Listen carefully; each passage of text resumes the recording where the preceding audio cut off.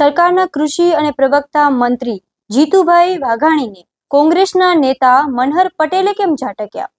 નમસ્કાર, હું છું મમલ. અમારા વિશેષ કાર્યક્રમમાં તમારું સ્વાગત છે. આવો સાંભળીએ મનહર પટેલે શું કહ્યું.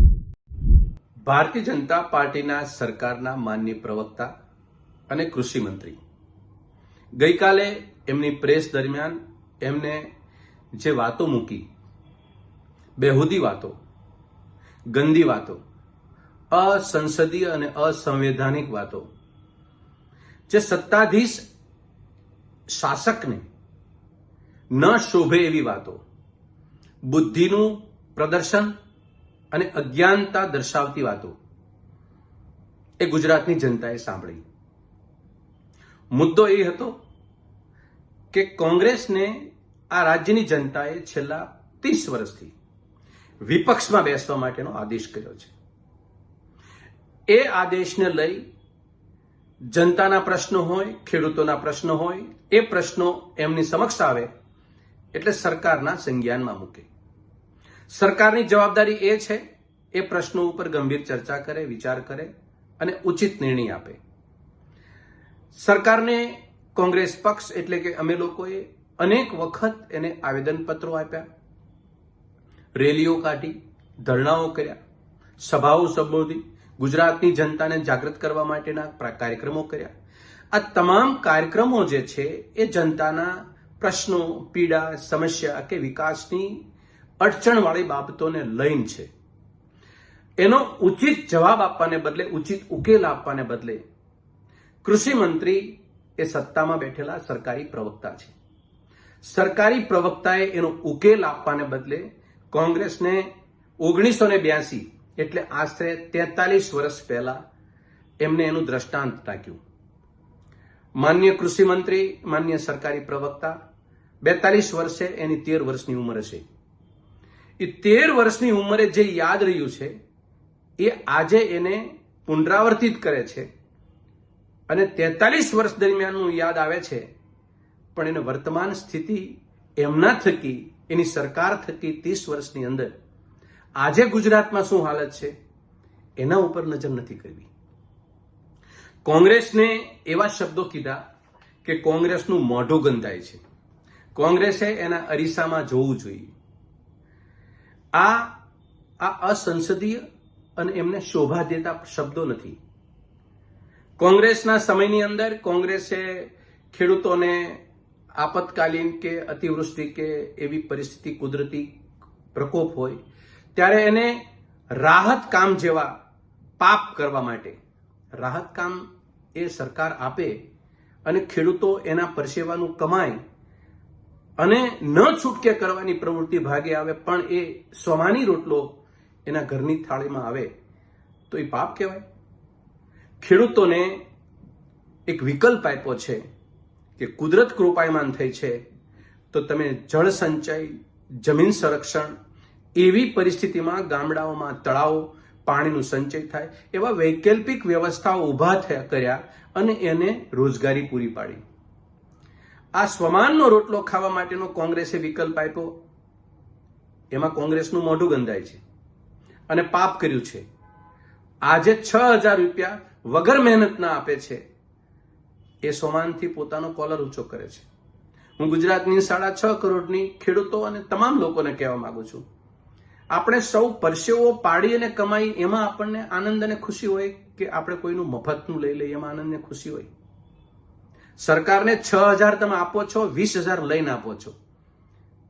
ન ભૂતો ન ભવિષ્યથી ભારતની સરકારે જીએસટી તગડા નાખી અને ખેડૂતોની કમર તોડ નાખી છે અને કમર તોડ નાખ્યા પછી તમે મીઠું ભભરાવા જાઓ છો, એના 6,000 રૂપિયા આપ્યા છે. એ સમાન નથી. હું માન્ય સરકારી પ્રવક્તાને થોડીક યાદ અપાવવા માંગુ છું. તમે સમજદારીથી બોલો. ગુજરાતની જનતાને જે તમને મત આપ્યા છે એનો ઘમંડ એ જનતાને હોવો જોઈએ. એના મતનો ઘમંડ તમારા ઉપર ચડાવવાની જરૂર નથી. એના ઘમંડમાં તમે ન રહ્યો. જનતા કાલે તમારાથી મોઢું ફેરવી લેશે. આ જવાબદારીઓ કોણ નિભાવશે? જે તમારા પરમ પુણ્ય પ્રતાપે આ જનતાને ભોગવવાનો વારો આવ્યો છે. પહેલી વાત તમને એ મૂકવા માંગુ છું, આ રાજ્યની અંદર 20 લાખ લોકો ડ્રગ્સનું સેવન કરતા થઈ ગયા. તમારા પુણ્ય પ્રતાપે. આ રાજ્યની અંદર રોજ 30 ભ્રષ્ટાચારની ફરિયાદો પોલીસ રેકર્ડ ઉપર નોંધાય છે, તમારા પુણ્ય પ્રતાપે. આ રાજ્યની અંદર જીએલડીસી તમે તાળા મારતી હતા. 52 લાખ રૂપિયા એક અધિકારીના ટેબલના ખાનામાં આવ્યા. તપાસનો રેલો કૃષિ મંત્રી તરફ પગ પાસે પહોંચતો હતો. સુદૃઢ બનાવવાને બદલે તમે નશ્યત કરી નાખી જીએલડીસીને, જે ગુજરાતના ખેડૂતોના ગામડાઓમાં પાણી અને જમીન સંરક્ષણનું કામ કરતી હતી.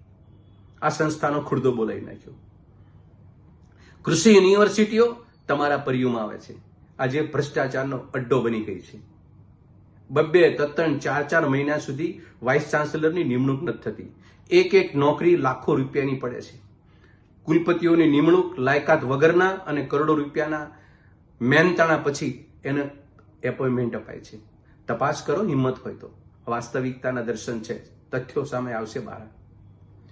ગુજરાતની અંદર 182 ટીસડી ફાર્મ હતા, વેચી માર્યા. આ ગુજરાતની ભારતીય જનતા પાર્ટીના પુણ્ય પ્રતાપે થયેલા કામોની વાત કરું છું.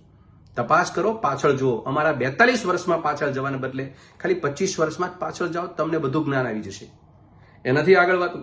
Export corporation, Gujarat state export corporation હતું. ખેડૂતો પોતાનો પાક પકવે વિદેશ મોકલવા માટેનું પ્રમોશન આપતું બોર્ડ હતું. અદાણીને ધરી દીધું તમે મફતમાં. આજે એ ધીકતો ધંધો કરે છે, બેઠા બેઠા રોયલ્ટી કમાય છે. સરકારની તિજોરીમાંથી આ પૈસા અને સરકારને ખુરદો કરવાનું કામ આપની સરકારે, ભાજપની સરકારે, નરેન્દ્ર મોદીની તત્કાલીન સરકારે કરેલું કામ છે. રોજના 20 ખેડૂતો આત્મહત્યા કરે છે. અને ગુંડાધારા એક્ટ લાવ્યા આપણે 2019માં કે 20માં. ગુંડાઓ વધી ગયા. નશાબંધીનો કાયદો કડક કર્યો. રોજના બુટલેગરો ઉપર કેટલી ફરિયાદ થાય છે? 30 ફરિયાદ. આજે તમે આ કાયદા લાવ્યા પછી જનતાને સુરક્ષા, જનતાને આનંદ, મોઢા ઉપર સ્મિત, આ બધું આપવાને બદલે આનાથી વિપરીત પરિસ્થિતિ ગુજરાતની જનતાની સામે થાય છે. એટલે હું કહું છું કે કોંગ્રેસની સરકારમાં ગુંડાગીરી હતી. પોલીસ સ્ટેશને ફરિયાદ કરવા જાય ત્યારે આરોપીઓ ત્યાં બેઠા હોય, ત્યાં ગુનેગારથી ગામડાઓ થરથર કાપતા હતા. તમે દુષ્કાળમાં અંદર રાહત કાપવાનું પાપ કર્યું છે. તમે તમારા અંતર ભીતરમાં જજો તો ખ્યાલ આવશે આજે આપ શું કરી રહ્યા છો. અને એક વાત ગુજરાતના મિત્રો માટે, સાથીઓને કહેવા માંગુ છું. ખેતીવાડી એક વિષય એવો છે કે એને દરેક બાબતે તમે એને સંવેદનાથી ભરીને તમે નહીં જુઓ. ખેડૂતો, ગામ અને પરિસ્થિતિ સામે તમે એક અલગ મિજાજથી નહીં જુઓ તો ખેતી તમને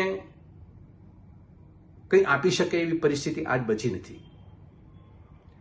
અને સરકારની અંદર બેઠેલા ભાજપાના 9 થી 10 કૃષિ મંત્રીનો સીધો એક રિપોર્ટ તમારી પાસે મૂકવા માંગુ છું કે ગુજરાતની ભાજપા સરકારનો કોઈ કૃષિ મંત્રી રિપીટ એ મંત્રી પદમાં પામ્યો નથી. કાંઈ કૃષિ મંત્રી બીજે વર્ષે હારી ગયો છે અથવા તેને સરકારે ટિકિટ નથી આપી એની પાર્ટીએ.